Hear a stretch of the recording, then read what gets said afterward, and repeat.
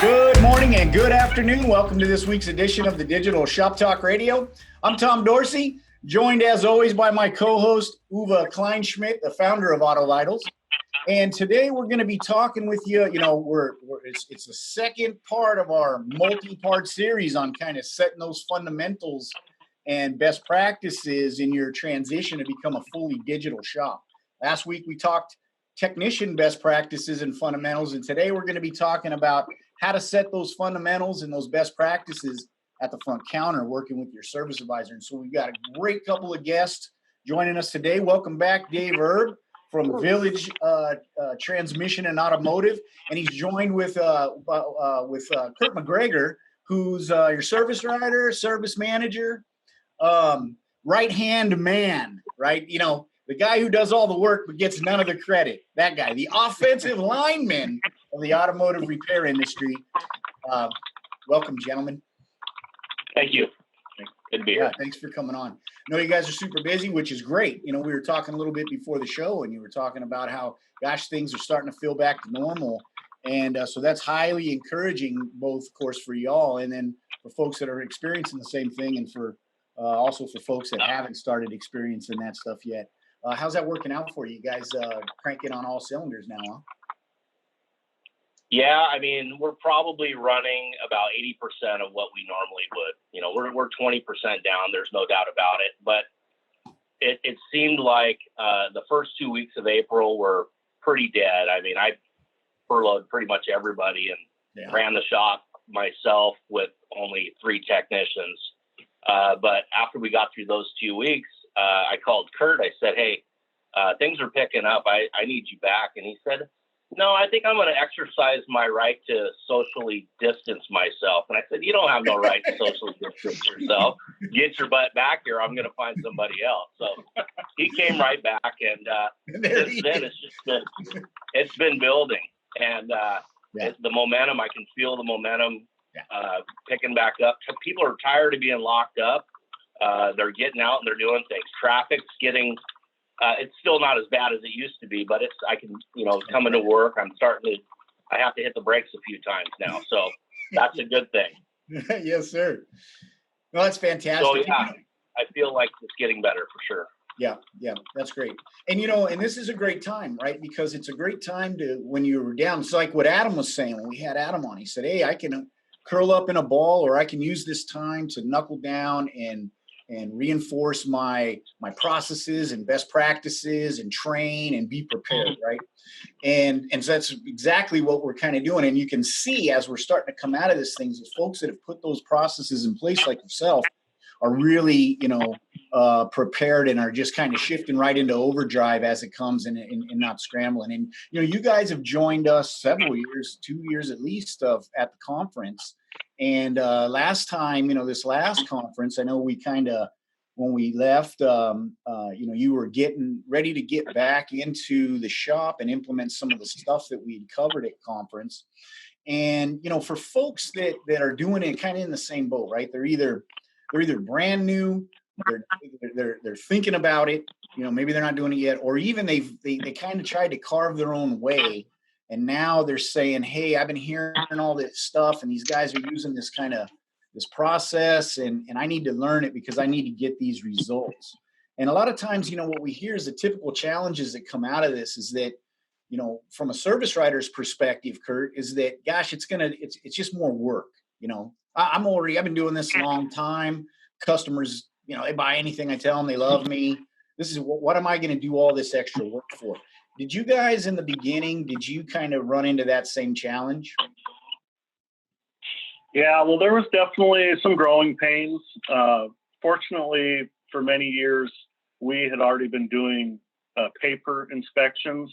And so I was used to the technician having to, check marks and leave notes on a paper inspection.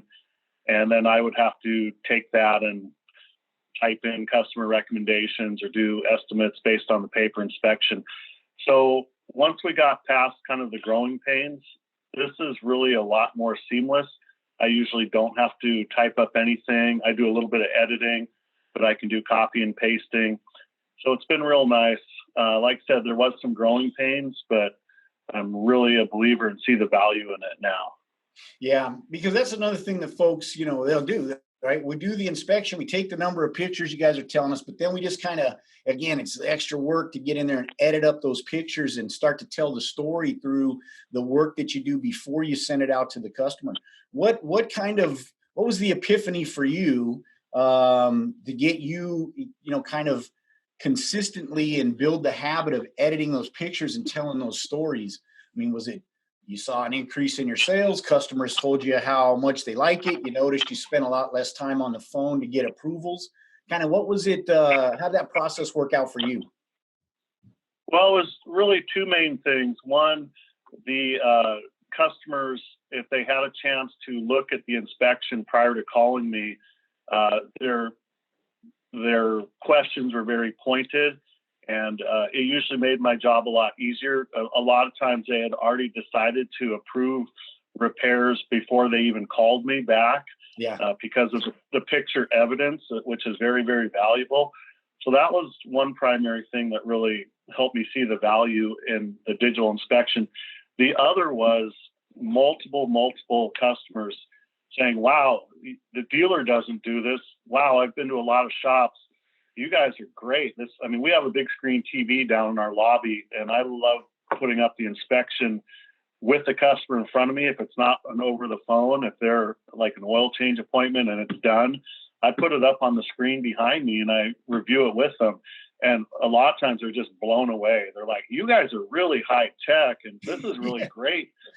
You're showing me what you're talking about, and it's so valuable to them. And that is huge. And that's why it's so valuable to me. Yeah. And that's really, what happens, right? It's that wow factor, when you get that response and, hey, you want to deliver that, right? That's what, the mandate of your job really is. It's what Dave expects, right? Is that you're delivering wow each and every time. And there is nothing really that can differentiate from maybe an experience I get from a shop down the road than that digital inspection up there and the transparency. And then the other thing is you're stamping it on there that, hey, this is the condition, this is the actual, the trust factor is huge because, you can't, there's nothing to hide, right? Dave, did you have to, when you were kind of implementing this and you brought it to Curt, did you say, hey, here's the system, figure it out. You're going to do it like this.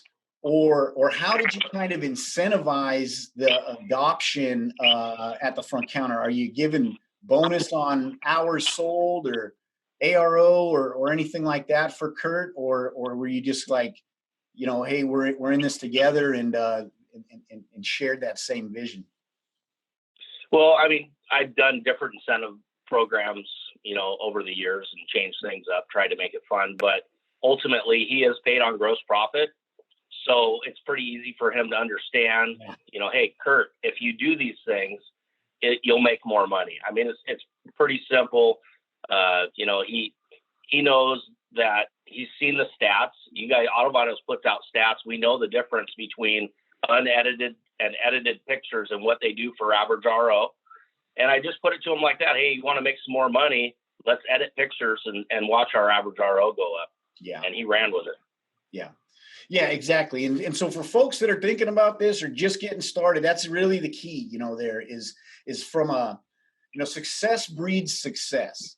And if you need to incentivize or create some type of a bonus structure to initially motivate the front counter, your service writer, whoever's, your estimator or whatever you got going on, and then celebrate that customer feedback, share it to the whole shop, share it to other customers, post that stuff up. Because why? Because it's exciting. We like to please people. We like to give a service experience that, that wow factor. And then I'll figure out ways to do more of it, right? And it just kind of snowballs from there to where you really have this dynamic process in place before you even know it. It's just feeding itself. You do the edits, you tell the story, you make sure you send it out 100% of the time, and then the customers will respond. And before you know it, Curt, they'll expect it. Hey, where's my inspection sheet? Hey, where's the, can you get me a picture of this or that? And they start actually engaging with you on how that thing is created and how it's set up and how they actually educate and buy off of that inspection. Guys, we wanted to get kind of, because we've got a lot of, this is a really critical success factor here is how you guys got to such consistent performance at the front counter. So this week we're going to jump kind of into the how a little bit early because we want to get a little deeper into it with you guys while we have you on there and give people good opportunity to take lots of good notes. And we've got quite a bit of information. I think, Uwe, you're gonna why don't you kick us off, and we're going to talk. Oh, we got a poll up, so if you want to go ahead and take the poll real quick and just give us some feedback on what challenges that you've been having and how you overcame them. And then, Uwe, if you could, let's kind of dig right into some of the KPIs and start to show folks what are the important metrics that they should be paying attention to while they're implementing this program at the front counter. And we'll go from there. We'll kind of dig into how Dave and Curt have been doing. Awesome. Can you guys hear me okay? I sure can. Yeah, we hear you. Awesome. So let's get right into it because we have tons of stuff. Let me share my screen. I hope that's going to work nicely here. Can you see it? Beautiful. I see a big BCP. Yes. A business control panel. Let's just start at the beginning, and Curt, you and Dave, you alluded to it, right? It all comes down to initially two big factors. If the inspection has been done and the technicians do their job, you have to send it.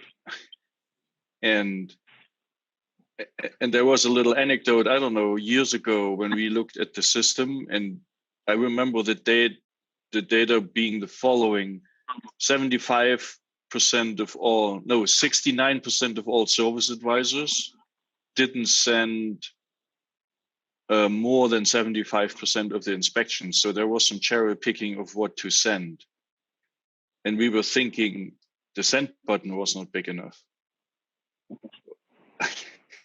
and what it really was is that, Curt, you might relate to it, that lots of service advisors made choices which inspections to send based on the predicted outcome of the inspection, right? Am I good at selling X, Y, Z? And that went away when more and more customers behaved exactly the way you described it, right? So they came with pointed questions. They had the approval already budgeted.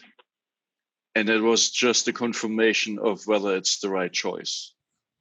Did you see that, growing confidence on your part and then sending out as many as possible?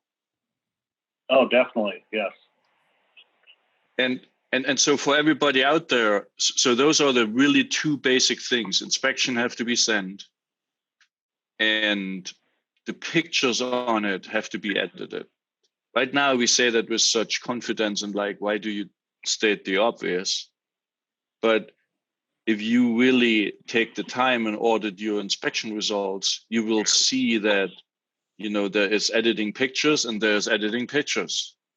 And we want to use today a little bit to go through some fundamentals on what are impactful pictures, what are effective pictures.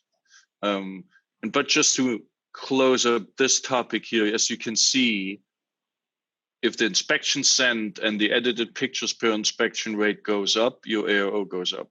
I mean, there's no debate about it. And it is so remarkable in this graph, right? Curt, do you have, or Dave, do you guys remember an episode where that really hit home, where an edited picture sold a big job or something like that? I can't think of any specific circumstances. For me, I think it was a webinar that we did maybe a year and a half ago, something like that, where you did the same analysis and showed me that Right. The benefit of editing pictures and the correlation between average RO. Once I saw that, I went back to my service advisors and said, hey, look, we got to be editing these pictures, and not only that, we need to be sending the inspection. So, and at that point, we were dismal at best. I think that really the thing that really helped us is automating the sending process. Sometimes guys just forget to send the inspection. So if you stick to the workflow process, at least get your guys to manage the workflow properly. The sending is automated. So I think that has been the biggest thing that's helped us with our sent rate. And then just ensuring that we're editing these pictures and sticking to the workflow process. Yeah, that's a huge point, right? And so for folks that might not be sure what we're talking about is that you can automate the sending of the inspection when you move the vehicle tile into waiting for approval, right? What that means is that you've sent it out and you're waiting for them to review and approve. So what does that mean? Well, that just means that you got to get in the habit of doing all of your edits and preparing your story before you move the vehicle over, right? Simple as that. It's just a little bit of timing issue there. And once you have that done, like to Dave's point, it becomes automated. It becomes automatic. And so then you get 100%. Curt, has there ever been a time, would you ever say there's a time where you don't send an inspection or that you shouldn't send an inspection? Absolutely not. Yeah, no. Absolutely not. I mean, exactly. Our technicians are doing very good inspections, every one of them. Once in a while, our senior diagnostic technician, if he's in a hurry, he may just do the diagnostics. And if I haven't had a chance to do a walk around, there may not be an inspection. So we have been having one of our lube technician help out and do our basic vehicle health inspection if the senior diagnostic tech is too busy. And our primary techs have been trained very well by Dave, and they're doing excellent inspections. So there's never a time that I wouldn't send one. Boom, exactly, right? And as a matter of fact, you put in all that work and they do such a great job, you want to brag about it. You want to show it off. Hit that send button, right? Deliver it. Print it out and hang it on the wall too while you're at it, because it doesn't hurt, and then that way they always have that in their pocket. It's right there in their phone if they ever need to access it in the future. It doesn't matter if they're a waiter. You email or text it to them anyway, because they'll review it, they'll show it off. And like I said, you really want to, brag and show off that great inspection process that you have there. Thanks, Curt. That was awesome. So let's talk a little bit. Go ahead, Uwe. I'm sorry. Yeah, no, I just wanted to go a little bit more into detail, because a lot of shops still have a picture policy, which is great, but counting pictures alone can backfire.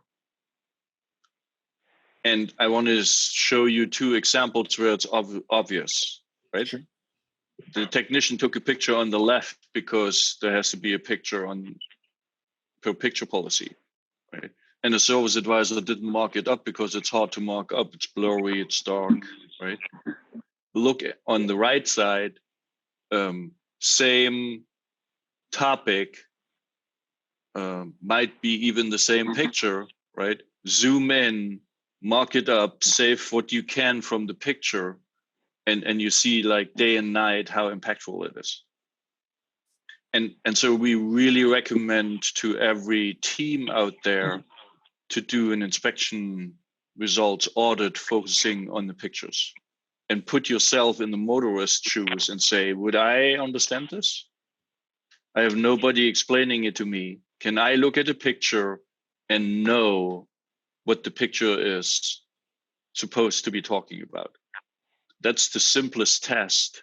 And if you do that in a shop meeting as a team, it's even fun, because you're going to find some interesting pictures taken, I promise. Well, and I would put yourself in the customer's shoes. Look at the inspection like you're the customer. Can you understand what the technician is communicating to you? If you can't, you probably shouldn't send it to your customer. Yes. No, that's a great point. That might even be part of your audit process. You might ask a customer just standing, sitting in the waiting room, hey, can you tell me what this is? And to show them. And if they can, then you did it right. If they can't, go back to the drawing board and add some additional information so that it becomes obvious, right? That's really what you want. Is it not obvious to a technician or some, a master tech, but obvious to your everyday customer that just puts gas in the car, knows where the key goes? Right. Here's another example, right? The picture on the left is great. I mean, there's no doubt about it. Right lighting, zoomed in. But now put yourself in the layman's shoes. Do you know what this is or what it's supposed to say? Right? That's the challenge. And whereas on the right-hand side, right, with editing even on top of the picture and arrows, yes, it takes 30 seconds, but the effect on the motorist is just so much better, right? So we really want to remind everybody it's good to have a picture policy. It's better to do inspection audits and go to a more advanced policy, I should say, where you not only say how many pictures we're going to take, but what to do about them, especially for the service advisor. I want to bring up another thing, and that's the education. And Curt already alluded to it, right? Here are two examples where on the left-hand side, it's the same inspection, but it has no educational information on it. And on the right-hand side, you see the inspection with educational information on it. And for everybody who wants to know what happens when you press the play button or any field, then this happens, right? And so what that allows the service advisor to do is have the education in the motorist's hands so they can educate themselves and make decisions based on their time and in their control instead of applying sales pressure, right? And so who has not marked up or I should say configured their inspections with the educational information, please do it. Consider that a well worth effort, because it just adds another component to the ability for the customer to be on their own in a business meeting at home and get the full information needed to make a decision. So guys, how did you guys come up with your plan on how you handle that educational content? I mean, are you building it over time as you go? Like Curt, you get a question or you get a series of questions that you say, maybe I wouldn't get these questions, or I could help these folks out if I had some video in the inspection sheet, and then you guys kind of work out how to get that delivered? Well, I mean, as a service advisor, educating the customer is one of my most important duties, and I love doing it. But I think that AutoVitals having all these little educational videos built into the inspection just makes my job easier, and I think it builds value with the customer. A lot of times they may have watched that, and then I think when they're talking with me, and I don't necessarily know whether they've clicked on the little mini educational videos, but a lot of times I get that aha moment. I think that what I'm saying is reinforcing what they've seen in the inspection and the videos, and it just makes everything more believable. I think it builds value and it builds trust in the customer. If I could just interrupt for 1 second, though, and this may not be part of today's agenda, but for the listeners out there who might be new to AutoVitals, there's one very important aspect to AutoVitals besides just the one-time sale to the customer. If you have repeat customers, a loyal database, before the digital inspection, like I said earlier, when we took paper inspections, sometimes the customer didn't have time or money to do a repair that day. Maybe they're there for an oil change and, you made a future recommendation. In our old system, they might call back 4 months later when it's time for their next service, and they'll say, hey, remember when we talked about me needing this? And if I didn't literally type in the recommendations into our shop management program, I would be like, no, I don't remember. And in the old days, we would have to really run upstairs to our office, find the file cabinet, pull out their old file, find the paper inspection, and review it. But AutoVitals is so powerful. In 10 seconds, I can look up their history, pull up the digital inspection, and be looking at exactly what the technician showed me 4 months ago that I forgot all about. And don't underestimate the value of that being stored in history. Yeah. Yeah, a lot of guys can relate to that, man. Can't tell you how many shops I've been to. They got, attic space full of file cabinets up there, and they're up and down, and pulling out bundles of paper. And I mean, oh my gosh, what a They were packaged this thick. Yeah. Every customer. Yeah. Now you know what you do with that. Once you get on AutoVitals, you take all that paperwork, and as long as the bar doesn't require you to have it on file anymore, you create a nice hot fire, and then you roast some ribs over the top of it and have barbecue. That's what you do with that stuff. That's right. Fantastic, Curt. No doubt about it, man. Is that access to that education and being in tune with that customer, that's all part of that customer experience that nobody wants to leave. Your shop rate doesn't matter anymore. It's because you guys are right there with me. You understand what I need. You reinforce it. You do what's expected. I understand what it is you're going to do. And why would I go anywhere else? Save $50 or something. That's ridiculous. So, no, that's fantastic. You can interrupt anytime with wisdom like that, buddy. Yep. And we will have a follow-up episode exactly about this, how to use inspections for CRM. While Tom was talking, I was looking a little bit through the chats, and I want to answer a few questions. So what you see here on screenshots is the new system. The release is going to be a soft release. If you want to get your hands on it, please reach out to your AutoVitals advisor. Then you will be put on a waiting list, so to speak, and then we switch it on for you.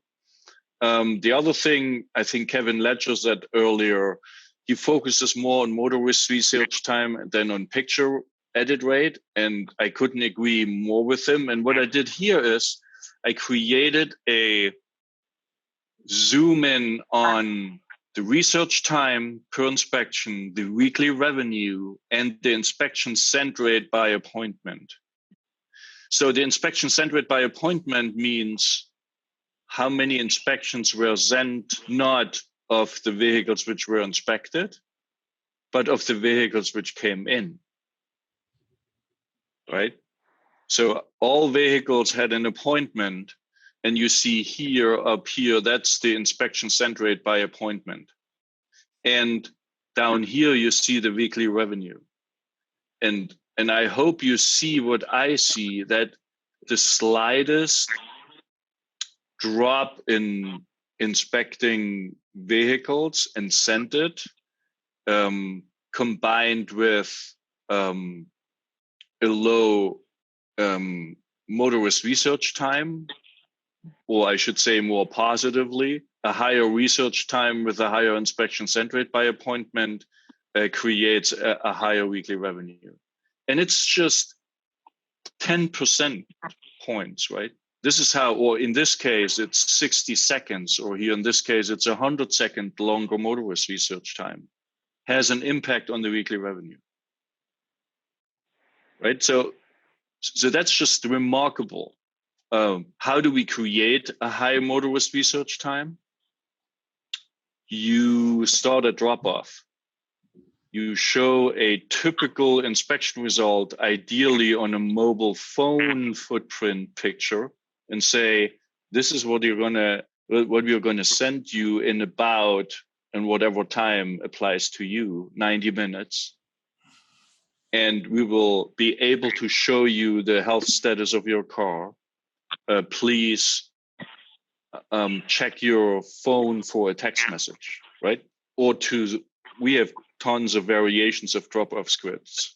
If that expectation is created, then your motorist research time goes up. And we go as far as say,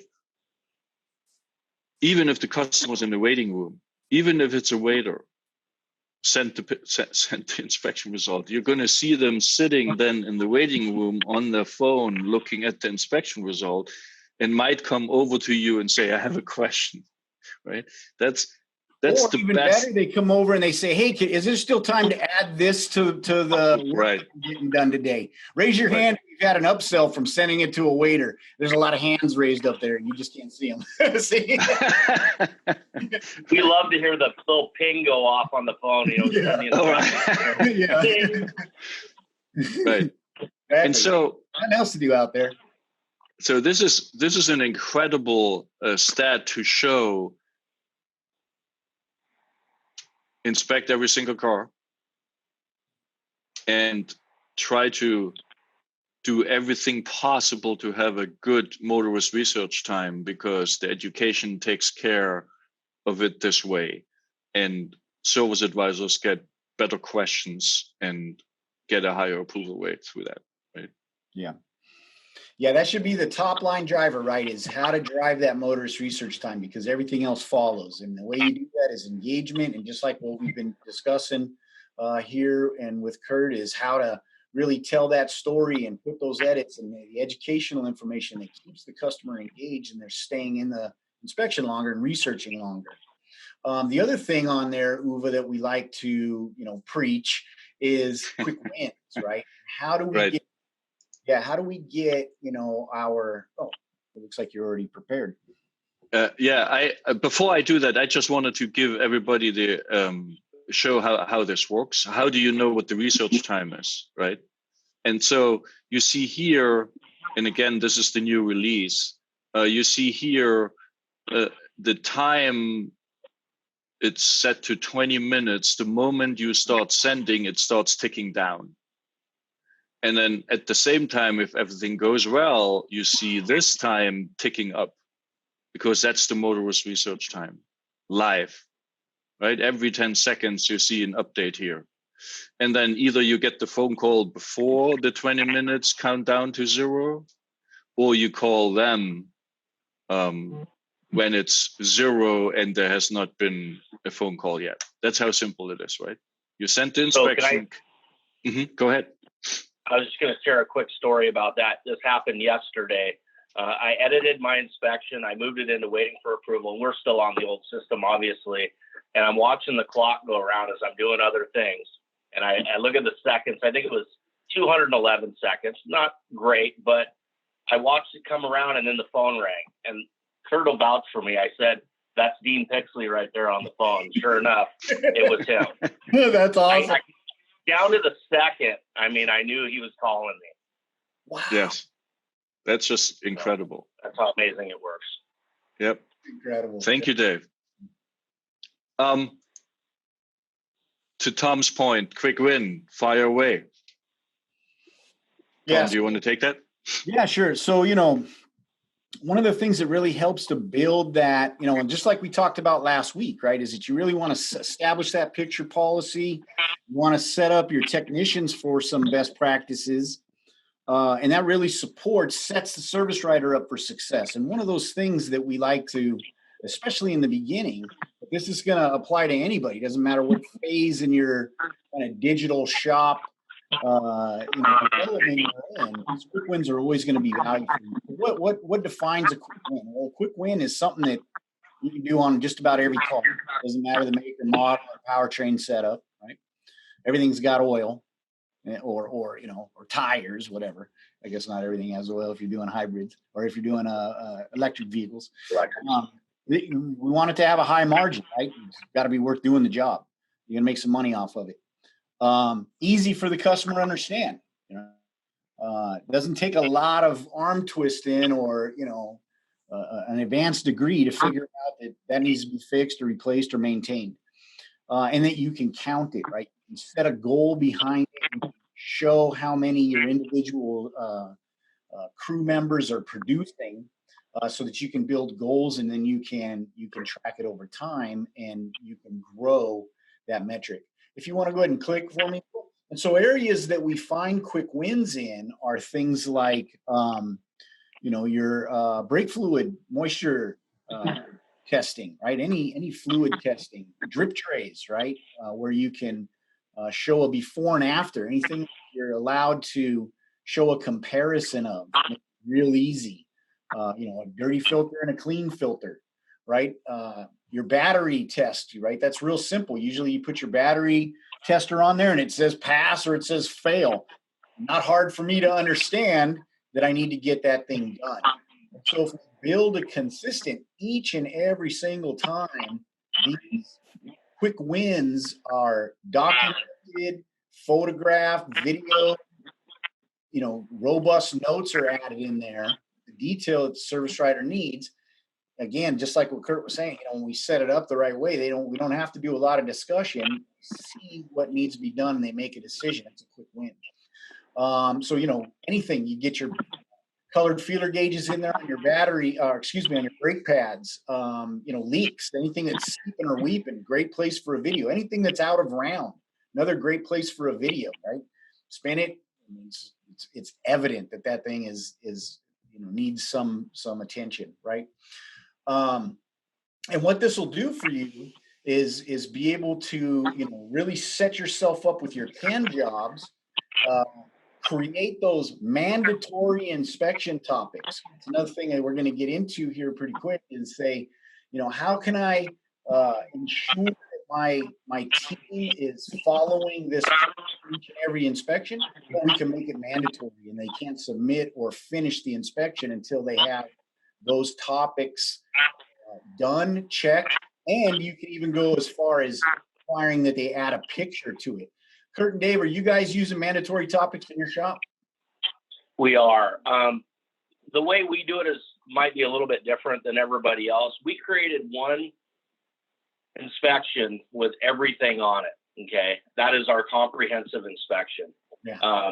But for our basic inspection, those are the mandatory items with mandatory pictures. So every vehicle that comes in the shop, at minimum, gets the mandatory items. Unless we sell a comprehensive, then it gets everything. Yes. And I would like to add, for everybody who focuses on counting pictures, if you use the inspection configuration in a way that you set mandatory topics, you don't need to focus on counting pictures anymore, because the technician is basically forced to take one, right? So by setting up the mandatory pictures or mandatory items, then you can basically rely that the inspection gets done with the right amount of pictures, and then can focus on the quality of the pictures, right? So you take it to a higher level. That's the huge benefit, and it creates consistency for the technician as well. Yeah, and so what we're seeing here, this is where you go in the back end. Right inside of your edit topic in the inspection reports tab, where you're doing your inspection sheet setup, or inspection sheets tab, I'm sorry. You can go right in here. There's two boxes there for you. Make it a mandatory topic, require an image, right? Simple as that. You set them up. Make sure you're tagging at least your quick win stuff, your high margin stuff, and make that mandatory. Because the other great thing about it is, now guess what? Because of that consistency, just like what Curt was saying, how great it is to be able to access 4 months ago. This gives you an exact timeline of the condition of that component or system throughout the history of that service with that vehicle, right there at your fingertips. You can pre-sell work off of it. I guarantee you, if you document this correctly, you can start to determine what that brake pad, rate of wear is, and you can project, hey, you're going to be at this point in X amount of time. Let's get it done now. So you can really set yourself up to start to pre-sell work off of being able to capture the deterioration of components through the images and video. All right, I'm off my soapbox now. We got another poll. Oh, these are results of polls. So where are we at? 46% who said they didn't even know that the BCP existed. Oh my gosh, it shows over. We got to go back to square one, buddy. Yes. We got some heavy lifting to do, sir. I know. Before I have to leave a little earlier today, I just want to give you another quick sneak peek on what the new release is going to bring. You see here, I mean, this is an awesome picture, in my opinion, right? It's almost art. the dashboard with the green check mark, says everything is great. I mean, that has a big impact. And you see that's a new feature we have added. If you could click, I want to combine that with the other new feature. See here that you can now edit text directly on top of the picture, not just at the caption, more impactful. And already as today, by default, it takes the color of the status of the topic, right? In this case, it's areas of future concern or future attention or whatever you call that, the topic. And then it's yellow and the filter is dusty. You can move around on the picture and put it to the right spot where it is highly impactful. Something that Curt will really like too. You see those arrows up there. Now you just click and it sets the direction of the arrow automatically for you. So no more. Yeah, thank you. Yeah, right. Arrows around because that was a nice. You don't need to rotate your arrows anymore. You just pick one of the 4 directions and done. Shaves up another few seconds, right? Which adds up big over time. I got pickles for fingers, so it was hard to move those arrows. Right. Anything we can do to make the service advisor's job easier, right? Speed up, because we put so much on them as it is, if we can increase the speed of editing the inspections, that definitely helps. Yeah. Cool. Because ultimately, hey, Uwe, I know you got to get, so if you want to get out of here, don't let the door hit you. I'm just kidding. We're going to miss you, buddy. Come back in if you get lonely. Thanks for the tough love. I see you next week. No, Thanks, that was everybody. awesome. Thank you very much for coming on and sharing that new stuff with us too. Everybody's excited and it's got to get out. Yep. Using them. All right, there you go. Hey, Dustin, if you could click real quick, because really ultimately what we want to set up, guys, is this is kind of the transition that we're talking about making here, right? Is the kind of the old way we've been doing, where you get scribbles and you spend a lot of time doing edits and trying to type all that stuff and decipher it and communicate back and forth from the tech to say, what does this even mean? And then you're trying to communicate that over to the phone with somebody who is just not used to learning or even comprehending what it is that you're talking about, and we run into roadblocks. And with the digital inspection, when you really build those pictures to tell the story and add that mandatory topics that you put in, but also edit those pictures to tell the story and add your educational videos and your video that you take of components that shouldn't be moving that are or out around. Go ahead and click. This is really what you want to set up is this type of a process where your technicians capture all the information you need. The service writer is really just kind of editing and finishing the story. Think of him as the editor, right?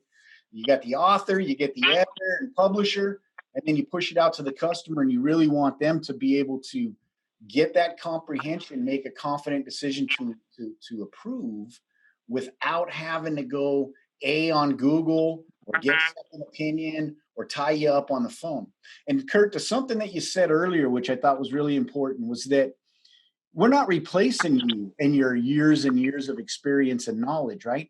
Really what we're enabling you to do is to elevate yourself to be that expert, because now the customer has some information, some knowledge, and can ask some questions without sounding stupid. And here's where you get to come on top and show that, yeah, you know exactly what it is, and you've got experience behind this, and you add kind of the toppings, if you would, the frosting to the cake.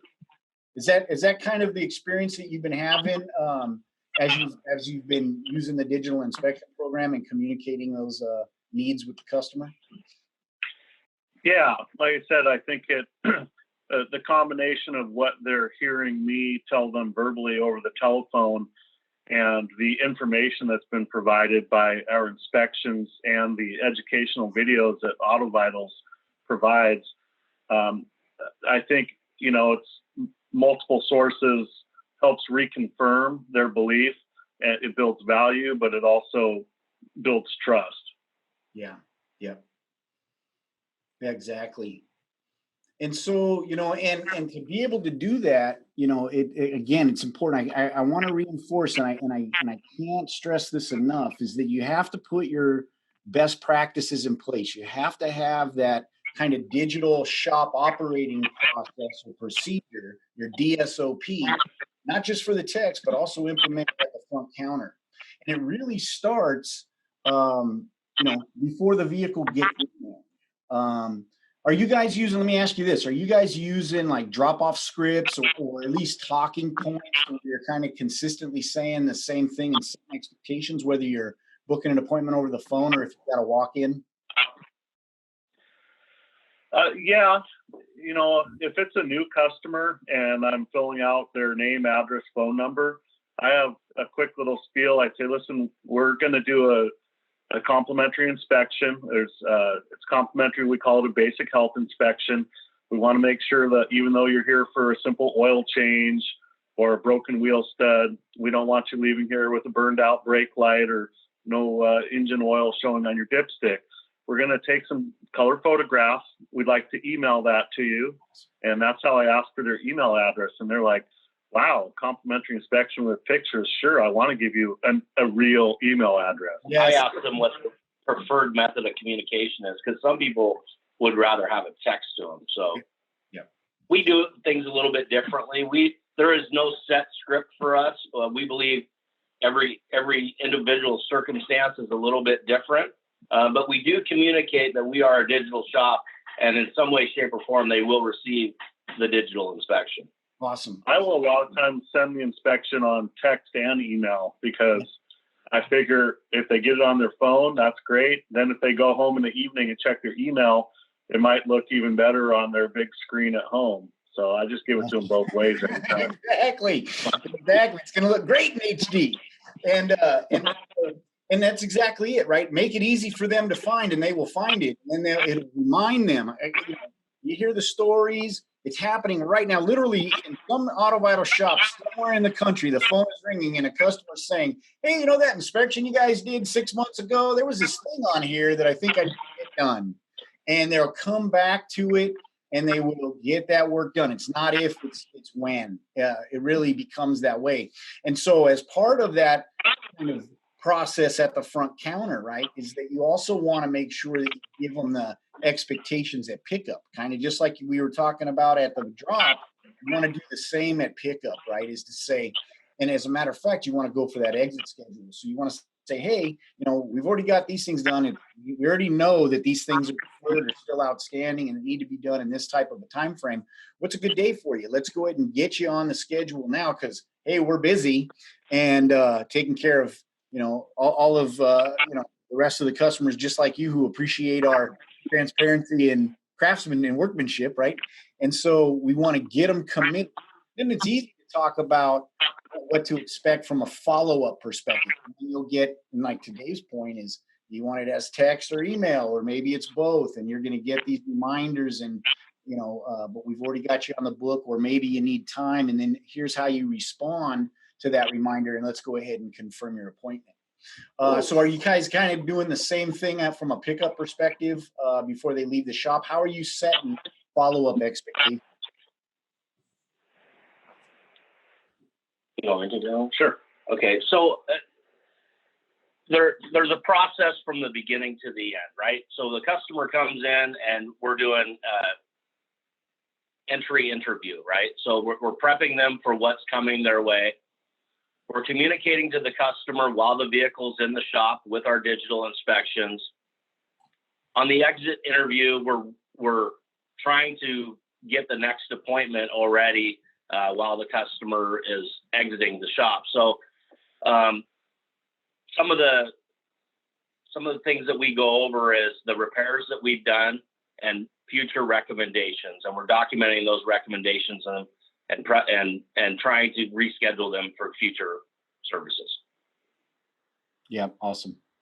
Because that really becomes the logical next step, right? If you've done all the lifting up front, right? If you've put the work in, you're telling the story in the inspection sheet, and we got some of the work done, well, the rest of it's not going to just disappear. So there's an expectation that something's going to happen with the deferred stuff. And so it really becomes an easy conversation. It's not a sale anymore, guys. That's the thing. You're not twisting anybody's arm. You're saying, hey, we got to this point. When can we get to this point? Well, how's your budget looking? What's your time looking like? Here's my recommendations on which you need to get done first, second, third. You know, give them some options, and then just get them to commit. Just get them. You know, they're on the book. Boom, done.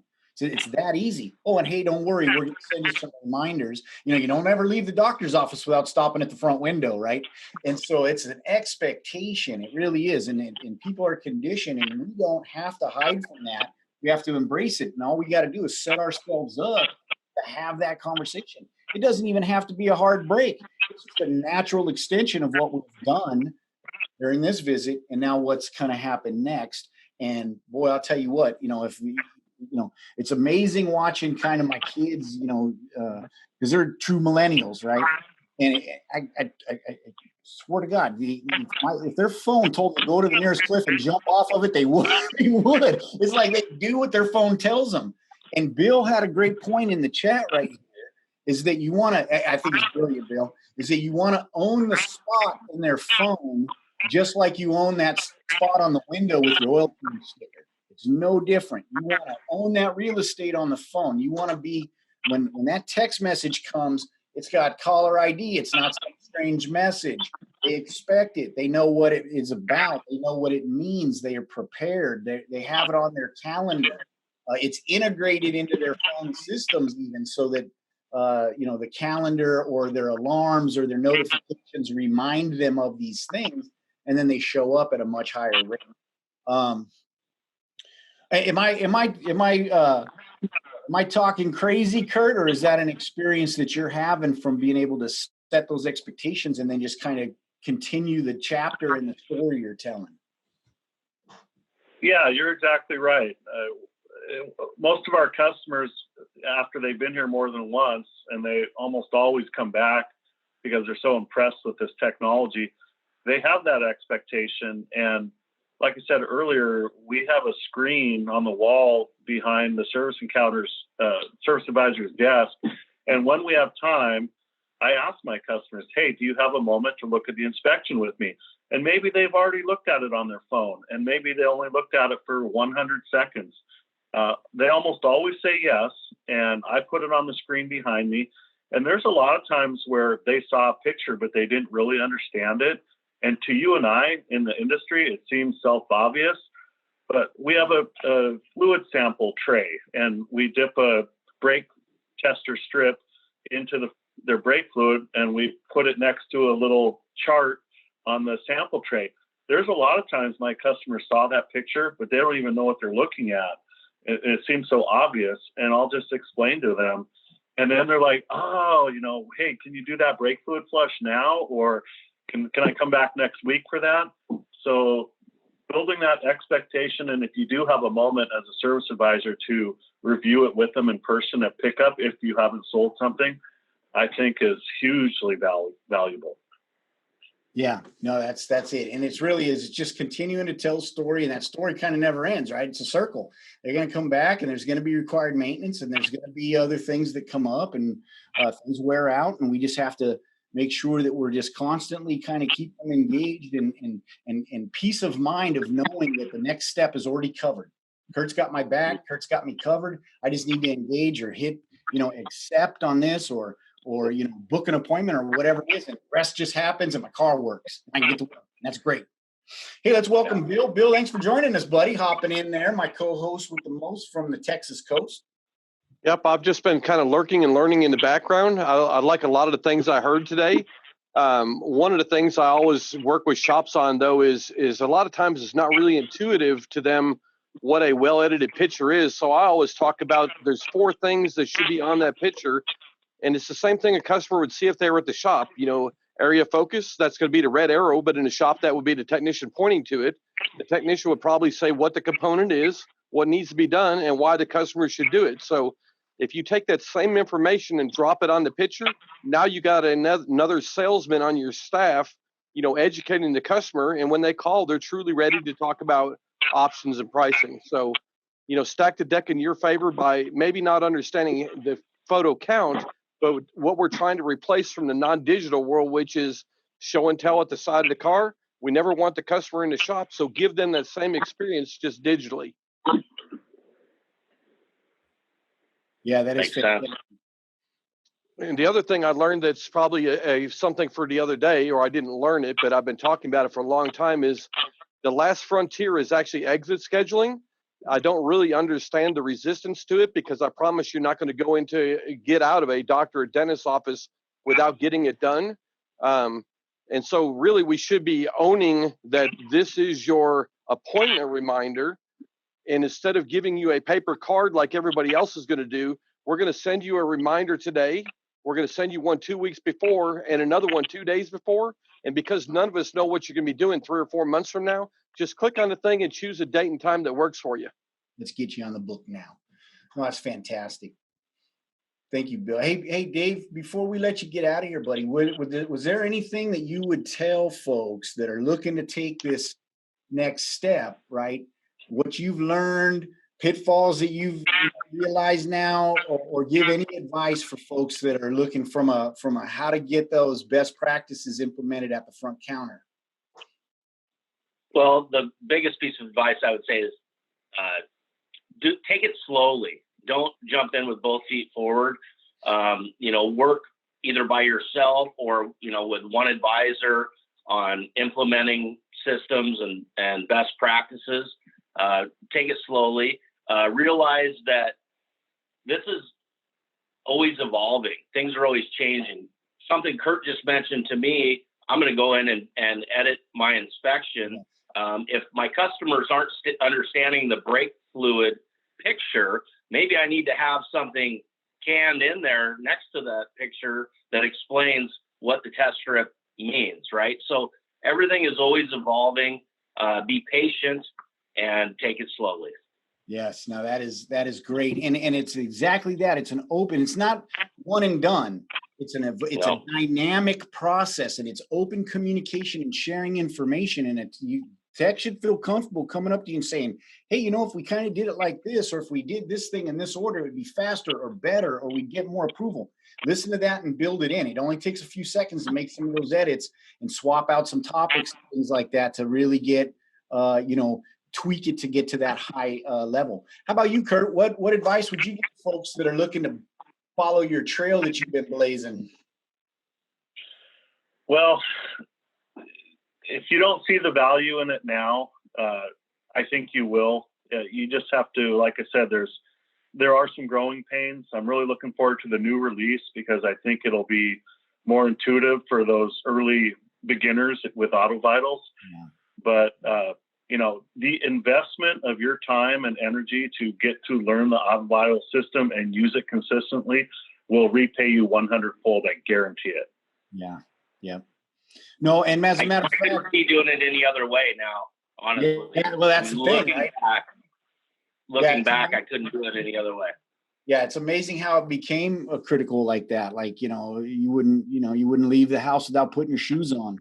And, it's funny. Matter of fact, Bill would be the guy to tell you. As I remember when we first went into Craig's car care, and he was the manager over there. And he had some seasoned, the crew was seasoned. They weren't spring chickens, right, Bill? And so we thought, oh my gosh, what a challenge. And how are these guys ever going to adopt this technology? And it didn't take long. There was a little bit of growing pains, like you guys had said, but once they saw the results on the paycheck, it was a rocket ship from there. And for years we pointed at those guys. If these guys can do it, anybody can. So the number one thing really to go ahead and take away from, all the episodes of Digital Shop Talk Radio is be a leader and go ahead and share your vision with your staff and ask them to come along with you. The reason why that's so powerful is I promise every one of us has in our DNA structure, the structure of a donkey. And we all know that if you push a donkey, they just stop and won't do anything. But if you kind of guide them along, they'll follow you just damn near anywhere. So, the donkey DNA is something that I've shared with a lot of people, and they laugh about it, and then they think about it, and they say, yeah, I really shouldn't go ahead and try and push them. I should go ahead and share that vision and ask them to follow along with me. So, it's something that needs to be done and it needs to probably done often. Yes. Great analogy. Away from here is be a donkey. Write that down. How about be a leader? Oh, that's what it was. Yeah, be a leader. Lead those donkeys. And just strap all the weight on them, put all the work on them, and then lead them. Use the carrot, not the stick. Yes.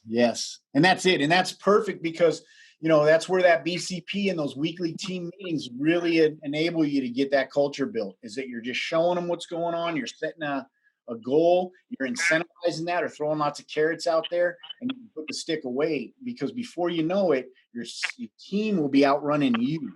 They'll be demanding greater, the next kind of level, the next, improvement from you.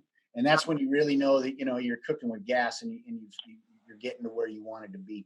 Before I let you go, I want to show you one more kind of teaser for the next release. Dustin, if you could show the task manager slide real quick. It's frozen. Oh yeah, we are. Yeah, just a second here. Let me get back into that mode. Donkey. What is the latest update on the release? What? You almost sound like that thing was staged. Just so you know, it wasn't staged. Dustin's just a fast typer back there. He puts up new graphics. Yeah, one more thing before we get, because we've been talking a lot about, kind of how do we stay on track and how do we get consistency and how do we help the service advisor to save time, free them up to really, tell those stories in the digital inspection. This is another piece that's coming out, new release. This is our task manager. And so now imagine this, right? As we know that there's some automations, we talked about a little bit about it. You move a vehicle into the waiting for approval stage and it can automatically send the inspection sheet out to the customer, and it does. This is kind of the same concept, is that when events happen, we're going to create automatically for the service writer now a task. So technician submits an inspection sheet. Task is review the inspection sheet and send it to the customer, right? So what does that mean? Well, that means that we're able to build kind of an activity list, a timeline of tasks that are outstanding for the service writer, so that no matter how busy they are, they can always come back to their task list and get right back on track. As you complete the tasks, they can automatically disappear, right?